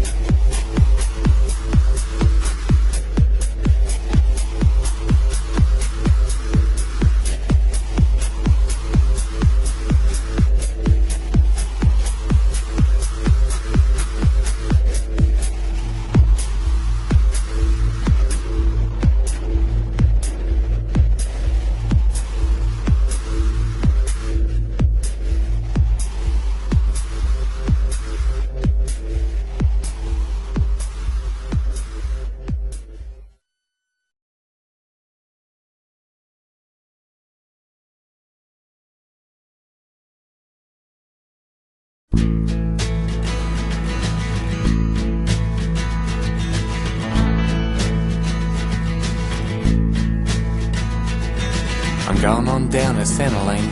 I got no form to put in like you might think. I'm just heading down, 'cause there's a big pool of women with time on their hands. Some are maybe looking for a man. Some probably even went to my high school, Mowbray High. Now they're in the line, they're in the loop. They're from my socio-economic group. Lord knows how long some of them have been waiting. I can check out their personal profiles, their hobbies and their interests, and how many training credits they've been accumulating.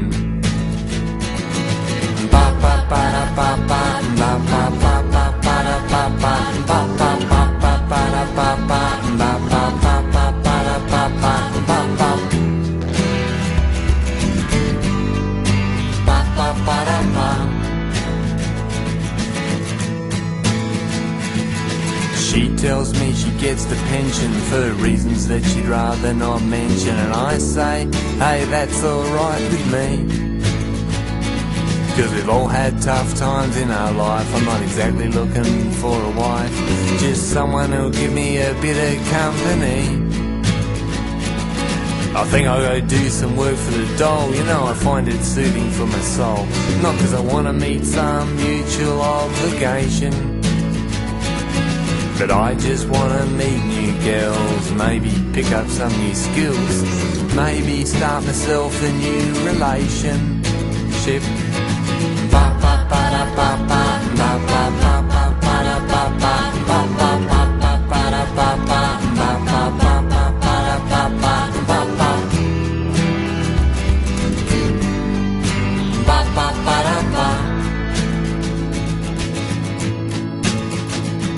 Well, there was something different about her demeanour. Her clothes were nicer, her skin was cleaner. She was behind the counter, that's how I could tell she had a job. But she said, I got work to do, I can't spend all morning talking with you. And besides that, I think you're a lazy slob. That's how I sob. Well, generally the staff are most helpful, but every now and then you'll come across a real bitch. Seems that's what had happened to me this time, and I don't deserve it. I ain't no Jesus, ain't no saint. I'm gonna lodge an official complaint. Maybe that'll remind her to be more helpful next time round.